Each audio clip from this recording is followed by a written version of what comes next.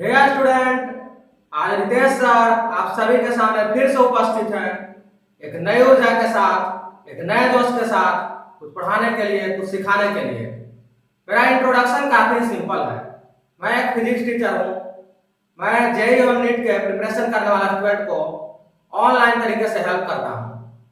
तो आज के इस वीडियो लेक्चर में हम लोग कोऑर्डिनेट ज्योमेट्री के उस पोर्शन को देखेंगे जो फिजिक्स के पॉइंट ऑफ व्यू से इंपॉर्टेंट है। उसका लेक्चर नंबर 2 को स्टडी करेंगे। तो वीडियो लेक्चर को शुरू करने से पहले आप सभी स्टूडेंट से थोड़ा सा रिक्वेस्ट है कि आप इस वीडियो लेक्चर को अंत तक देखें, इससे आपका कॉन्सेप्ट पूरी तरह से क्लियर हो पाए और फिजिक्स से रिलेटेड अच्छे से अच्छे कंटेंट पाने के लिए हमारे channel dispersion physics by Ritesh sir को डेफिनेटली सब्सक्राइब करें और साथ ही साथ नोटिफिकेशन पाने के लिए नोटिफिकेशन आइकन को प्रेस करें। तो अब हम आज के इस वीडियो लेक्चर को शुरू करते हैं। अब हम लोग कोऑर्डिनेट ज्योमेट्री के लेक्चर नंबर 2 को स्टडी करेंगे। सबसे पहले हम सर्किल के बारे में स्टडी करेंगे। Let's study it.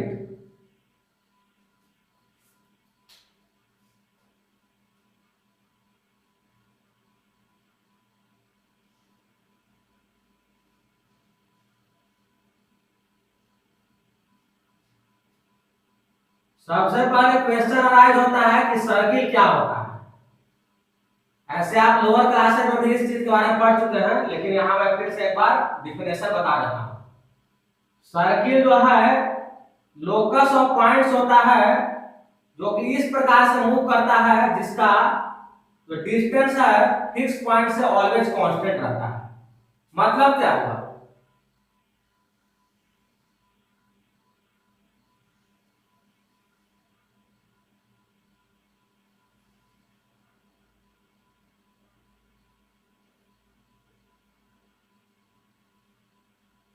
मतलब यह हुआ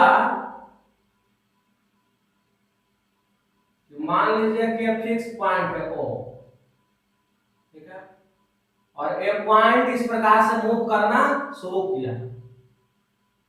तो ये पॉइंट जहां भी जाएगा, ठीक है, मान लीजिए कि ये पॉइंट अब यहाँ पे है, तब हम डिस्टेंस कैलकुलेट करेंगे।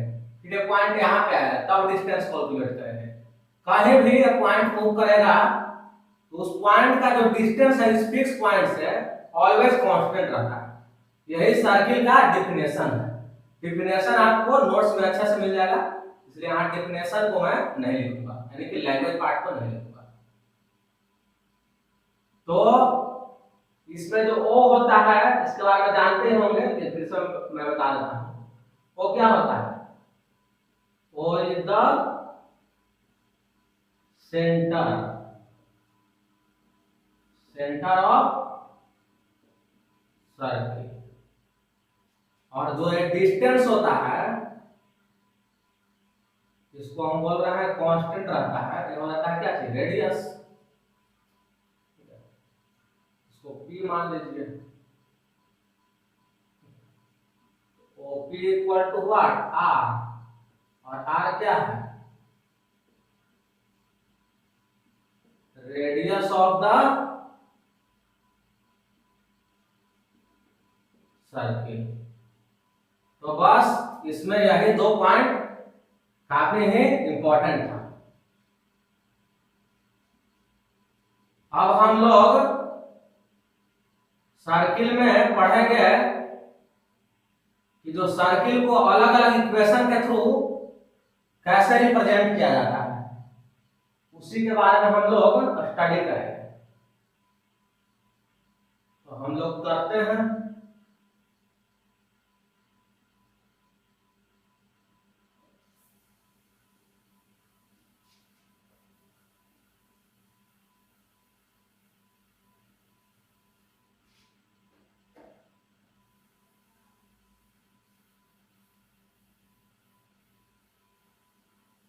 यहाँ पे अलग अलग केस के बारे में हम लोग देखेंगे। ये अलग अलग केस में सर्किल को अलग अलग तरीके से कैसे मैथमेटिकली रिप्रेजेंट करते हैं। इसको मैं नाम दे देता हूं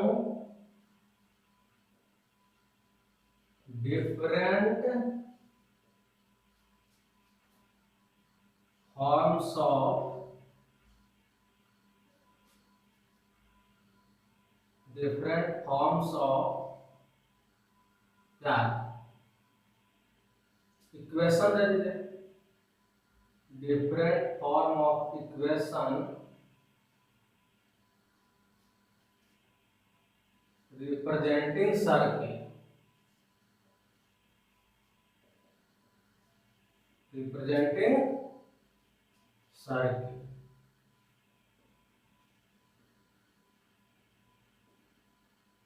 तो इसमें हम सबसे पहला जो केस हम पढ़ेंगे उसमें जो होगा कि सर्किल का जो सेंटर होगा वो ओरिजिन पे लाई करेगा। सेंटर कहां पे होगा? ओरिजिन पे होगा। वो जो है 0,0 को रिप्रेजेंट करता है, वो क्या है? सेंटर है। यानी कि इस केस में जो सर्किल का सेंटर है कहां लाई कर रहा है?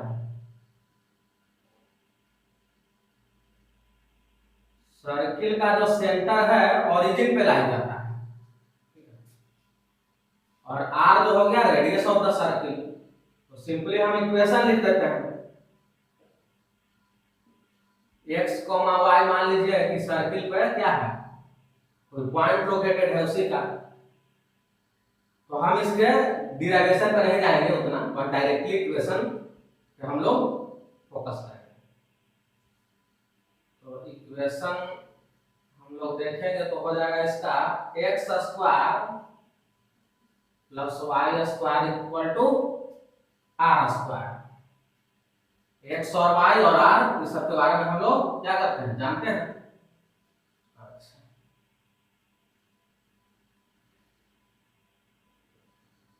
अब हम लोग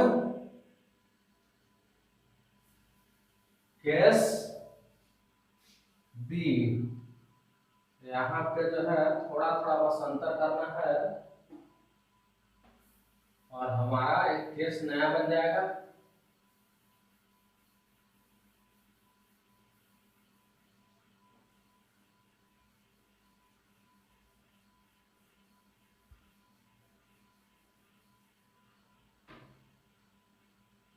तो बी केस में जो है सेंटर का जो कोऑर्डिनेट है ना, सेंटर का जो कोऑर्डिनेट है वो h, k है। क्या है? h, k है। तो इस केस में जो होगा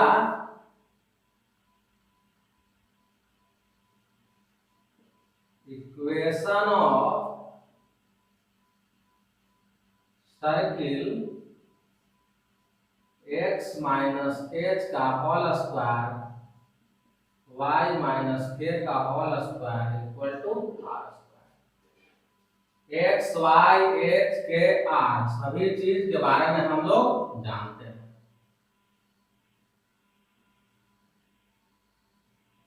तो जब क्वेश्चन दिया रहेगा उसमें वैल्यू दिया रहेगा कि सेंटर का जो कोऑर्डिनेट है मान लीजिए 2,3 इस तरह से दिया रहेगा और रेडियस भी दिया रहेगा कि रेडियस इतना है। तो हम लोग आसानी से क्या कर लेंगे, इक्वेशन ऑफ सर्किल को फाइंड आउट कर लेंगे। अब जो सी है वो है जनरल इक्वेशन ऑफ सर्किल।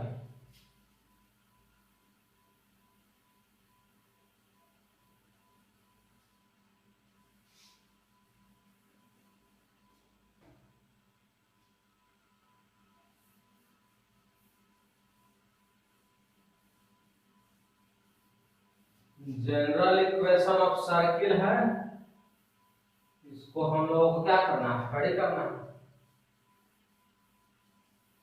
करते हैं।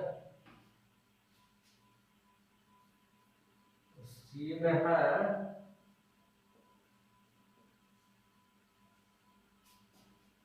General equation of circle. क्या होता है general equation of x square plus y square plus 2gx plus 2fy plus c equal to 0। X और वाई तो वेरिएबल है। अच्छा, जी और एफ और सी ये क्या सब है? G F and C are constants. अब है सर्किल का सेंटर का कोऑर्डिनेट क्या होगा और सर्किल का रेडियस क्या होगा।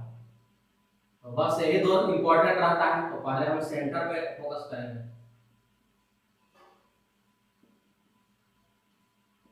कोऑर्डिनेट ऑफ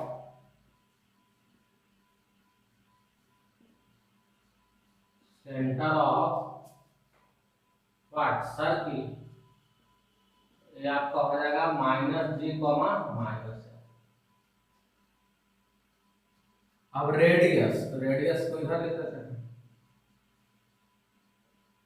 रेडियस मान लीजिए क्या हो जाएगा, √g² plus f² minus.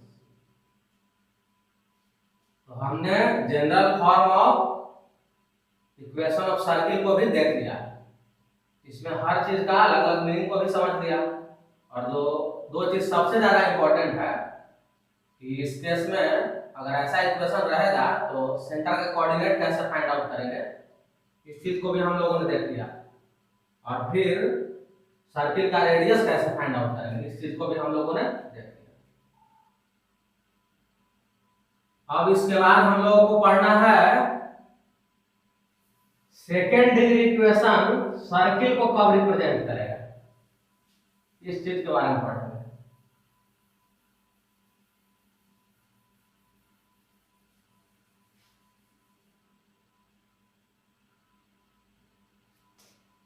Second degree जो इक्वेशन है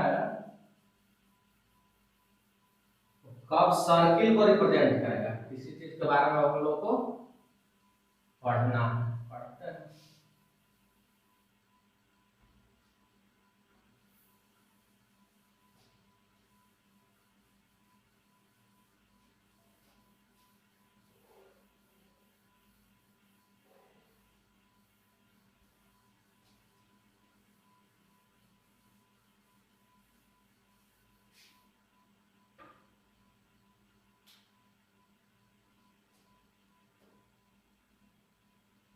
ये वाला है आपका, अब इसको ऊपर वाला को भी डाल दीजिए।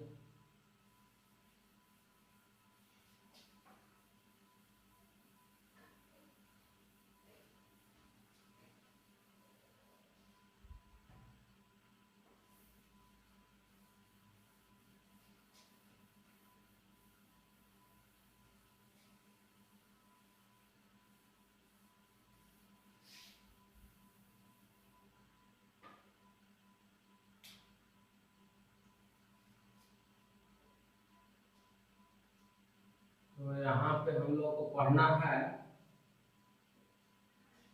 कंडीशन और second degree equation.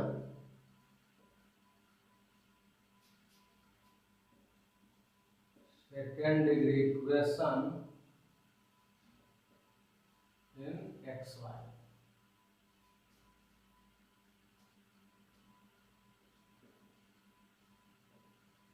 to represent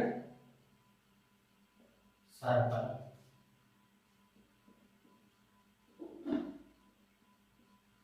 तो सबसे पहले हम सेकंड डिग्री इक्वेशन को लिख देते हैं, x² plus by² plus 2hxy plus 2gx 2fy plus equal to 0। Second degree equation है एक्स वाई में, इसके बारे में हम लोग पढ़ चुके हैं, लेकिन यहाँ पे पढ़ना है कि सेकेंड डिग्री इक्वेशन कब सर्किल को रिप्रेजेंट करेगा, उन कंडीशन के बारे में। तो पहला जो कंडीशन है डेल्टा नॉट इक्वल टू 0। दूसरा a इक्वल टू बी, और साथ ही साथ a और b जीरो के इक्वल नहीं होना चाहिए, मतलब a और b नॉन जीरो होना चाहिए। और तीसरा h इक्वल टू जीरो, यानी कि coefficient of x y should be equal to zero. Delta के बारे में हम फिर से लिख देते हैं, ऐसे हम लोग पढ़ चुके हैं। Delta is ABC plus 2FGH minus AF square minus BG square minus CH square. Delta क्या होता है? ABC plus 2FGH minus AF square minus BG square minus CH square, यानी कि तीन कंडीशन होना चाहिए। Delta not equal to zero, A equal to B, यानी कि coefficient of x square equal to coefficient of y square, और साथ ही साथ और भी नॉन जीरो होना चाहिए। और थर्ड है h इक्वल टू जीरो, यानी coefficient of x y should be equal to zero.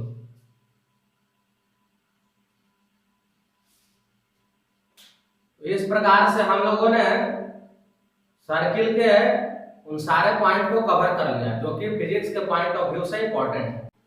जो भी स्टूडेंट इस वीडियो लेक्चर का नोट्स एवं असाइनमेंट प्राप्त करना चाहते हैं वे हमारे व्हाट्सएप ग्रुप को ज्वाइन करें। यदि स्टूडेंट व्हाट्सएप का उपयोग नहीं करता है तो वे टेलीग्राम ग्रुप को ज्वाइन कर सकते हैं।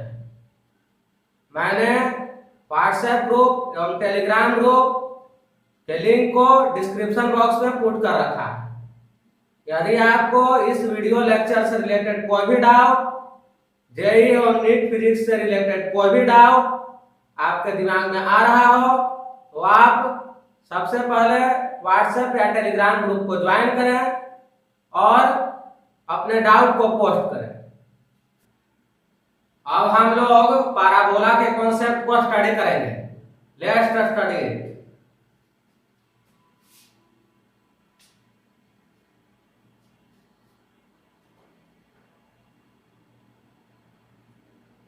तो पैराबोला के डेफिनेशन पे सबसे पहले जाएंगे। पैराबोला क्या होता है? पैराबोला जो होता है लोकस ऑफ पॉइंट जो कि इस प्रकार से मूव करे जिसका एक फिक्स पॉइंट से डिस्टेंस इक्वल होता है। किसके इक्वल होता है? एक फिक्स लाइन से डिस्टेंस के इक्वल होता है। अब इसको हम लोग थोड़ा अच्छे से समझते हैं। अच्छे से समझने का मतलब यह हुआ कि मान लीजिए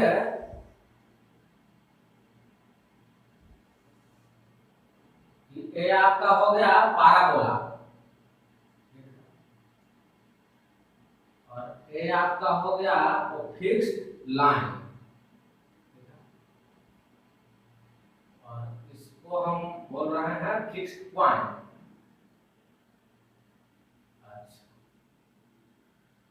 तो अब हमने जो स्टेटमेंट बोला उसको एक्सप्लेन करते हैं। तो P एक पॉइंट है जो कि पैराबोला के ऊपर क्या है? लोकेटेड है। तो इस पॉइंट का इससे डिस्टेंस इक्वल होगा किससे? इस पॉइंट का इस लाइन से डिस्टेंस के इक्वल होगा।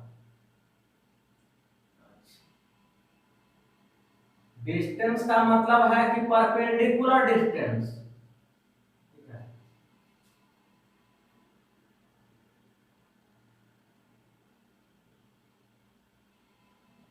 अगर इसको हम O मान लीजिए बोल देते हैं और इसको बोल देते हैं Q,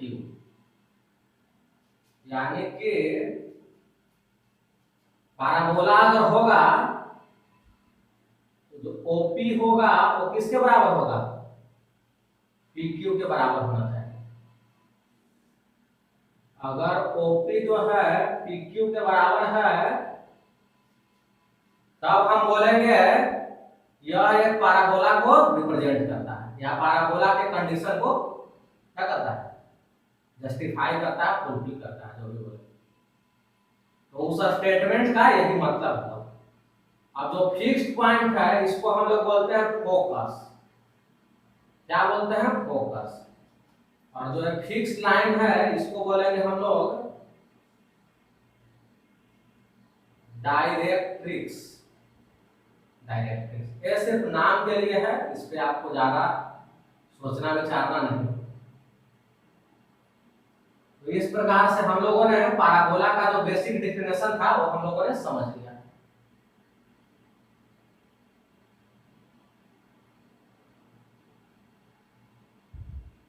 अब हम लोगों को पैराबोला का जो अलग अलग फॉर्म इक्वेशन है उसको स्टडी करेंगे। जैसे सर्किल के केस में स्टडी किए, जैसे कि स्ट्रेट लाइन के केस में स्टडी करें, वैसे ही पैराबोला का जो है अलग अलग फॉर्म इक्वेशन क्या होता है उसी को हम लोग यहाँ पे स्टडी करेंगे।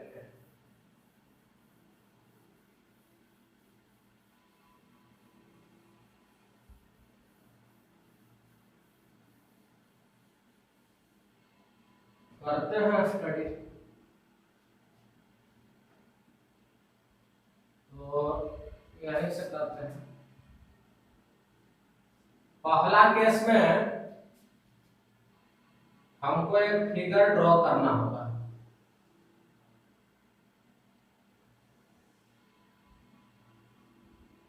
मतलब ये हुआ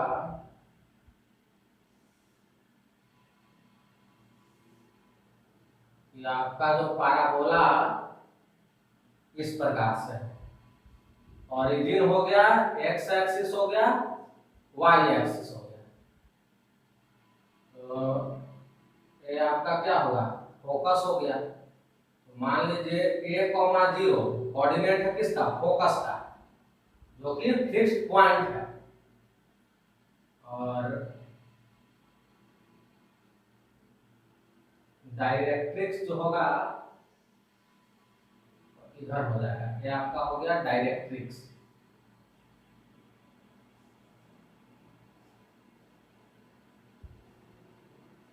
लेकिन हम लोग को उतना तो जाने की आवश्यकता नहीं है। और ये ओ जो हो गया यहाँ पे क्या है, O is the vertex. Coordinate इसका क्या है,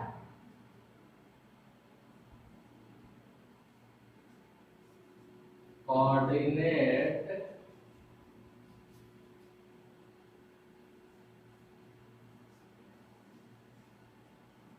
वर्टेक्स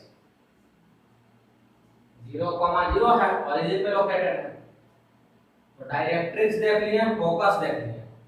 अब हम लोगों को तो सबसे महत्वपूर्ण क्या है, इक्वेशन क्या हुआ, क्योंकि आपको मेनली रूप से इक्वेशन पर ही फोकस करना है। तो जो इक्वेशन होगा y square equal to 4x, यही इक्वेशन होगा। तो यह इक्वेशन कब हुआ, जब वर्टेक्स ओरिजिन पे लाई करता है तब ऐसा होगा। ऐसा नहीं कि कोई भी केस हो डायरेक्टली इसको लिख दिया, नहीं। सिर्फ और सिर्फ उस केस में हम लिखेंगे जब वर्टेक्स जो है ओरिजिन पे लाई करता है। और इस तरह के जो भी कंडीशन मैंने यहाँ पे लिखा है उसको फुलफिल करता है, अभी हम इस इक्वेशन को लिख पाएंगे। दूसरा केस में है,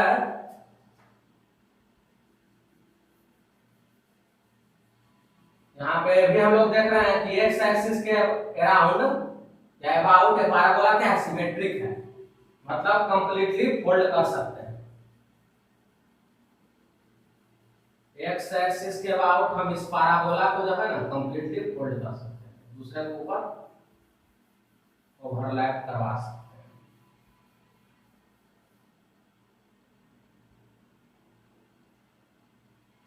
तो पैराबोला तो हम लोग धीरे धीरे अब समझते जा रहे हैं। अब इसके बाद क्या बचा, पैराबोला के बाद इलिप्स, और इलिप्स के बाद हाइपरबोला।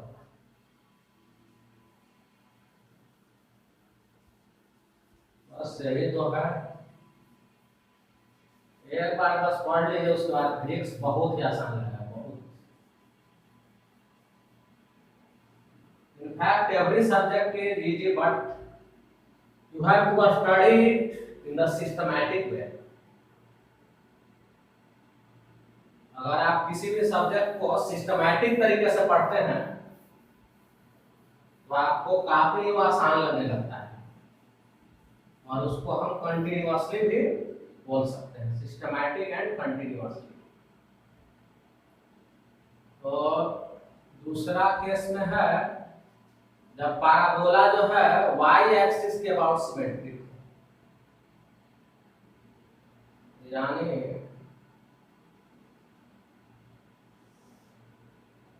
हमारा जो पैराबोला है, थोड़ा सा फिगर हम थोड़ा सा कुछ हुआ है, मान लीजिए एग्जैक्ट तो फिगर यहाँ हम ड्रॉ नहीं कर सकते।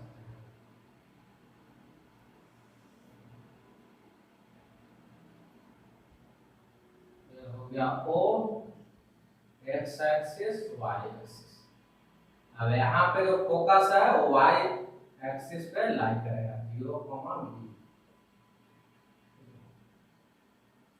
और बाकी जो है डायरेक्ट्रिक्स आपका क्या करेगा, यहाँ लाई करेगा।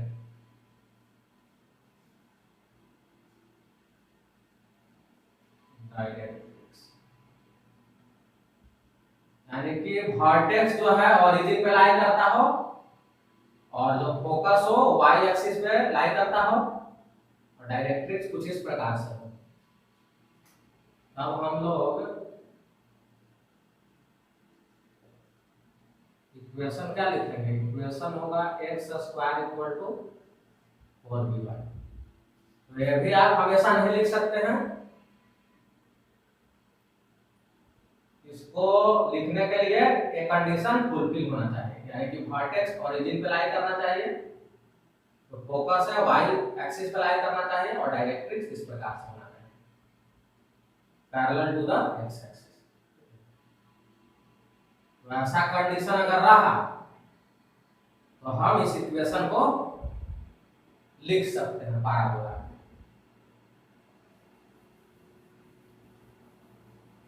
अब एक लास्ट है इक्वेशन के रूप में,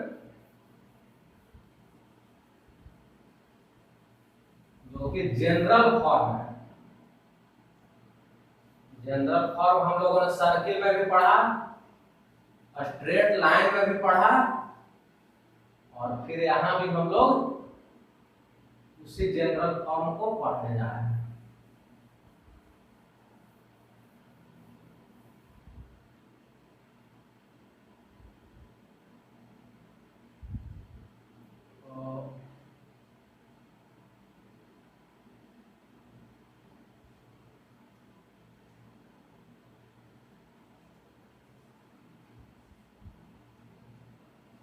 जनरल इक्वेशन किसका, पैराबोला का, और किसका,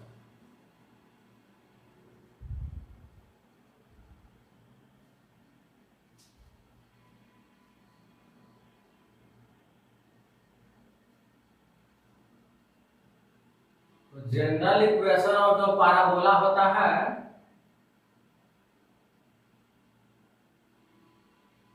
उसको हम कैसे फाइंड आउट कर सकते हैं, तो उसके लिए आपको जनरल केस लेना पड़ेगा, कोई स्पेसिफिक केस नहीं लेना। जैसे कि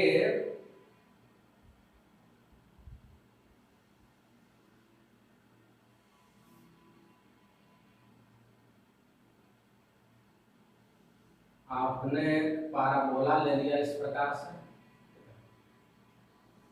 और ये आपका हो गया डायरेक्ट्रिक्स, ठीक है। तो यहाँ पे डायरेक्ट्रिक्स का इक्वेशन है Lx + My + n = 0, और ये हो गया फिक्स्ड पॉइंट। फिक्स्ड पॉइंट को हम लोग h, k ले लेते हैं। h, k जो है वो फोकस है, ये हो गया डाइलेक्ट्रिक्स, ये हो गया focus. General equation find out करने के लिए हम लोग जो पढ़े थे, क्या पढ़े थे? हम लोग पढ़े थे कि जो इस पॉइंट का या जो पैराबोला पर लाई करने वाला जो पॉइंट होगा उसका फिक्स पॉइंट से डिस्टेंस इक्वल होता है इस पॉइंट का इस लाइन से परपेंडिकुलर डिस्टेंस के। तो उसी कॉन्सेप्ट का यूज करेंगे। तो मान लीजिए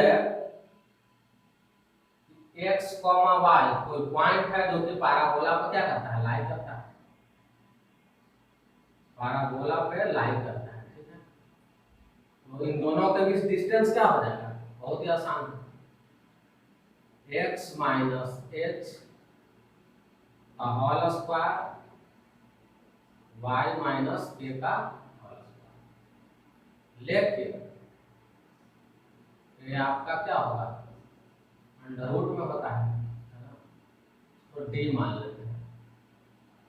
और इस पॉइंट का जो है इस पे हम परपेंडिकुलर जो ड्रॉ करेंगे उसको मान लेते हैं कि l है।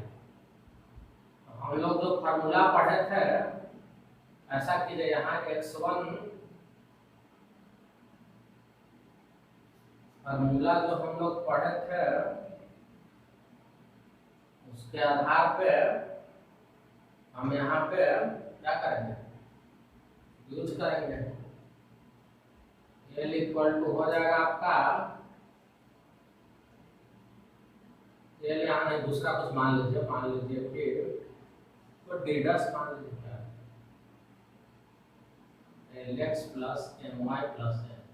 क्योंकि x, y से क्या किया जा रहा है, परपेंडिकुलर ड्रॉप किया जा रहा है और उसी का लेंथ निकाल रहे हैं। x के स्थान पे x लिखेंगे, यहाँ पे x y है तो x y लिखेंगे अपॉन रूट अंडर क्या था, l square plus m square, ये था ना मॉड में। अच्छा, तो हमको दोनों डिस्टेंस मालूम हो चुका है और हम ये भी जानते हैं कि पैराबोला के केस में जो होता है, जो d होता है d डैश के इक्वल होता है, d equal to d dash. तो d equal to d dash करने के बाद जो एक्सप्रेशन आएगा हम यहाँ पे लिख देते हैं और बाकी आप लोग उससे सॉल्व कर लीजिएगा।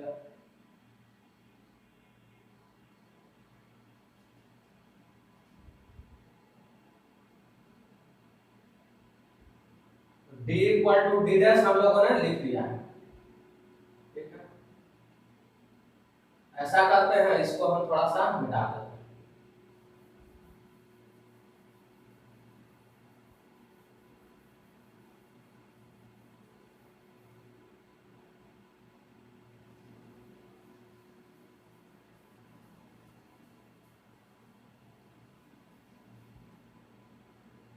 इसको हम लोग d equal to d dash हम लोग करेंगे, तो क्या आएगा, d के स्थान पे इतना रहा है। तो हम क्या करेंगे ना कि दोनों का स्क्वायर कर देते हैं, ठीक है ना, d square equal to d dash square. तो स्क्वायर कीजिएगा तो आएगा x माइनस h का whole square plus y minus k का होल स्क्वायर इक्वल टू, इधर हो जाएगा क्या चाहिए, lx plus my plus n का होल स्क्वायर अपॉन क्या हो जाएगा, l square plus m square, इतना होगा। अब इसको आप लोग खुद ही सोल्व कर लीजिएगा, क्योंकि क्वेश्चन जब दिया रहेगा तब आपको h और k मालूम रहेगा, l में सब कुछ मालूम रहेगा, तो वहां पे हम लोग आसानी से निकाल सकते हैं, ठीक है। आप चाहे तो इतना भी छोड़ सकते हैं, कोई इसमें गलती नहीं है, लेकिन अगर पूरा मतलब एक एक्सप्रेशन के फॉर्म में निकालना चाहते हैं तो इसको आगे फर्दर सोल्व कर सकते हैं। क्वेश्चन बनाते वक्त हम डायरेक्टली इसको भी यूज करेंगे तो कोई हमको प्रॉब्लम नहीं आएगा। अब हम लोगों के सामने बस एक लास्ट पॉइंट है कि सेकेंड डिग्री जो इक्वेशन होता है कब पाराबोला को रिप्रेजेंट करता है, इसी को हम लोग अब पढ़ना बाकी है। बाकी तो पाराबोला में हर कुछ पढ़ चुके हैं, सिर्फ एक चीज छोड़ करके।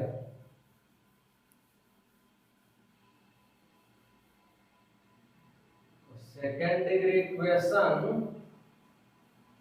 कब पाराबोला को रिप्रेजेंट करता है, अब हम लोग इसी को पढ़ेंगे। सर्किल के केस में हम लोग पढ़ चुके हैं, हम लोग स्ट्रेट लाइन के केस में पढ़ चुके हैं, तो यहाँ भी हम लोग को पढ़ना फर्ज बनता है कि आखिर सेकेंड डिग्री इक्वेशन पाराबोला कब रिप्रेजेंट करेगा। पढ़ते हैं।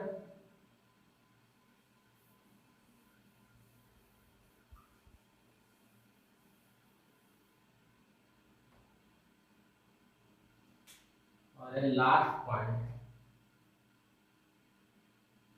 तो सेकेंड डिग्री इक्वेशन फिर से वही बात, x square plus b y square plus 2hxy plus what 2gx plus 2fy plus c equal to 0। यही ना होता है सेकेंड डिग्री इक्वेशन, बिल्कुल। अब यह पाराबोला को कब रिप्रेजेंट करेगा, तो पहला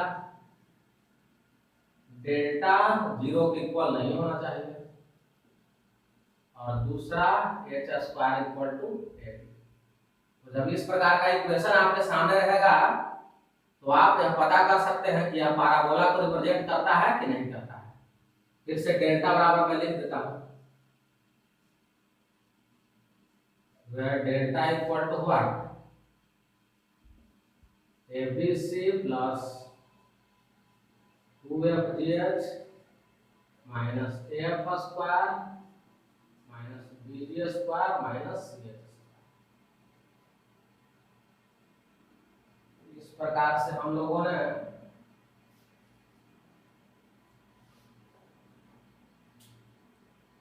इस बात को स्टडी कर लिया कि सेकेंड डिग्री इक्वेशन पाराबोला को कब रिप्रेजेंट करता है।